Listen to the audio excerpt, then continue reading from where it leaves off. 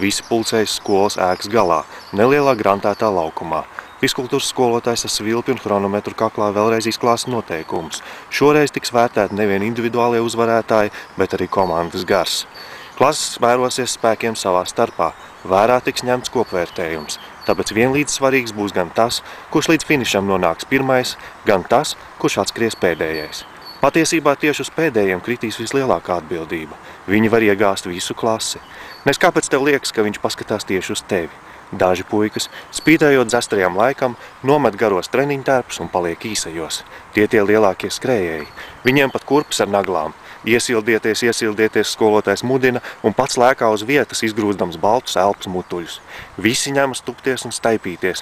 Tā it kā būtu baigie sportisti, bet tev nav ne mazākās jausmas, kā un kāpēc tas īsti darāms. Un neko siltāk jau no tādas staipīšanās nepaliek. Pāri grantētajam laukumam skolotājs ar nūju novelk starta līniju. Kāds, tu pat nepievērs uzmanību, kurš nospriež, ka lēnajiem jāstartē pirmajiem. Protams, arī tu piedari pie lēnajiem. Lēnāks par tevi varbūt ir vienīgi Gulbītis. Viņš aizskrien pirmais.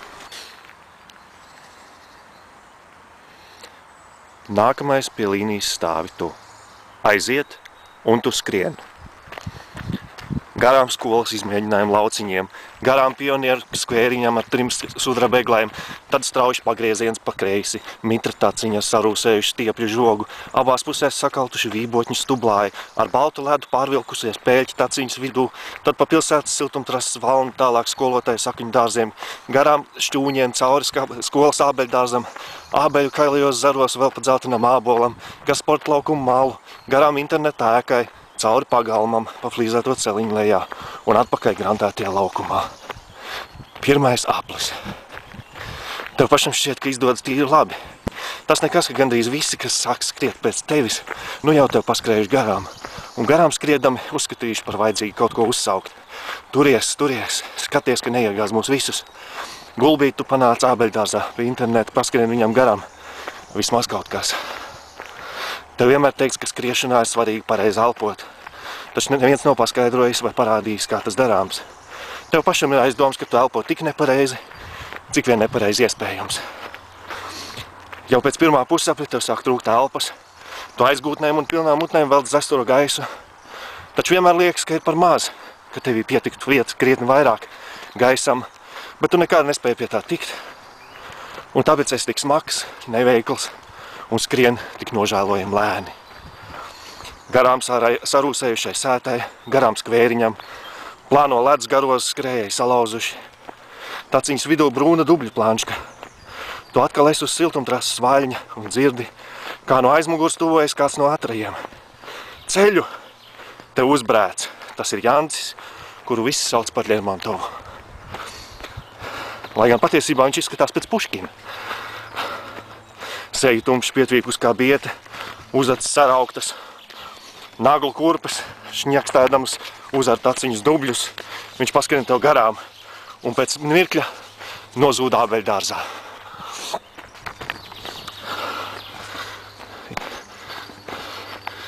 Tālāk iznāk skriet drusku pret kalnu, un jau otrajā aplī tev šķiet, ka šajā vietā tu patiesībā skrien uz vietas. Ābeļdārs ir redzams pie tavas mājas logu. Iespējams, mamma stāv pie logu un noskatās. Kā tu tur neveikli kūņojies, kamēr citā aizskrien kā brieži. Tev ir dusmas un kauns, tu sakot zobus un esi ticis līdz internātam. No skolas ēdnītes virtuves uzveidīs kābēr nenosakā mēdienas maka. Tu paskrien garām fiskultūras skolotājiem, kas stāv ar chronometru vienā rokā un skrējēji sarakstu otrā. Tu paskrien garām paralēli klases puikām, kas turpat pie skolas gala sienas iesildās, staipās un gorās un tirinās. Un uzjautrinās par tevi. Nekas. Ja nu kāds var noskriet vēl sliktāk par tevi, tas ir viņa Jansons. Drukns puika ar sārtiem vaigiem un uz pieres taisni nogrieztiem pūkaini pelēkiem matiem. Tas, kurš kustas kā meitene, skuķa puika. Viņš neiesildās, tikai drūmi stāv. Seja vai nu no dzestā gaisa vai satraukuma gluži plankumaina. Trešajā aplī tev sāk sāpēt sāns.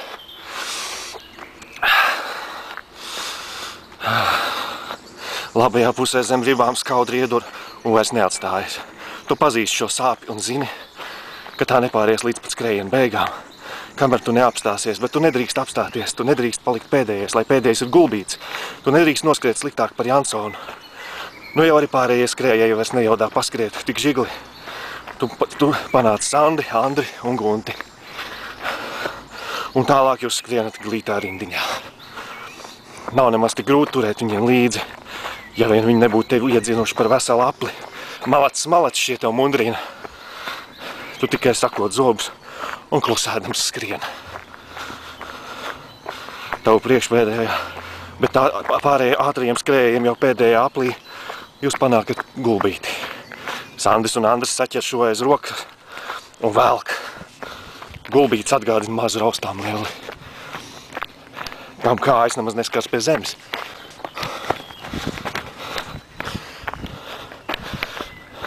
Viens pēc otras tavi klases biedri finišē, bet tev vēl priekšā vesels aplis. Gulbītim 2. Tagad jūs skrienat kopā. Gulbītis tev pa priekšu. Tu itin viegli varētu viņu apdzīt. Skrien, Gulbīt, tu viņu dzen sev pa priekšu. Skrien, maita. Ja nedomā tēt apstāties. Un nedomā apstāties arī pēdējā aplī. Tu dzirdi skrien, kad es tev saku citādi, es tev kastrēšu. Tu skrien. Tu dzirdi, Gulbīt, tu skrien. Tu esi tā aizrāvies ar gulbīšu dzīšanu, ka gandrīz vai aizmirst, ka šis ir tavs pēdējais aplis. Un pie finiša beidzot drīkst apstāties. Gulbītis tālāk aizklumpačo viens pats. Skolotājs pieraksta tavu laiku. Malacis saka, redziet, ko var sasniegt, ja piemīt gribas spēks. Uz zemes gan neguļēt, saķersiet plaušu karsonu, viņš sabar tos, kas sakrituši turpat takas malā. Visi gaida Gulbīti. Baigi lēni viņš tomēr skrien. Bet beig galā tomēr parādās jau pie internāta cauri pagalma un klāt ir Malacis skolotājs saka arī viņam. Tagad B klases kārta. Šie, protams, domā, ka smagi jūs saliks, kā mazos ezīšus, ka Gulbīts un iespējams tu savu klasi esat iegāzuši. Arī viņiem lēnie startē pirmie. Pats pirmais, protams, Jansons aizskrien neviegli kājas mētādams. Viņš jau pat soļo atžgānu vēzēdams rokas. Jansonu vilktiņi sāk otrajā aplī. Tāpat ir skaidrs, ka viņš neglābjam atpaliktu. Acīm redzot, viņi iepriekš visu rūpīgi izplānojuši. Viņiem ir taktika, kā saka skolotājs. Nolēmuši, ka jācenšas turēties grupā, tāpēc Jansonam nedrīkst ļaut atpalikt. Otrajā un trešajā aplī viņiem izdodas tik labi. Jansons nokārt galvu, tiek rauts uz priekšu. Tad ceturtajā aplī tik gludi vairs neiet. Izskatās, ka Jansons vairs nejaudā pietiekami maz kustināt kājas. Viņas sejas krāsa vairs nav raiba plankumaina, bet vienlaidus tumši rozā.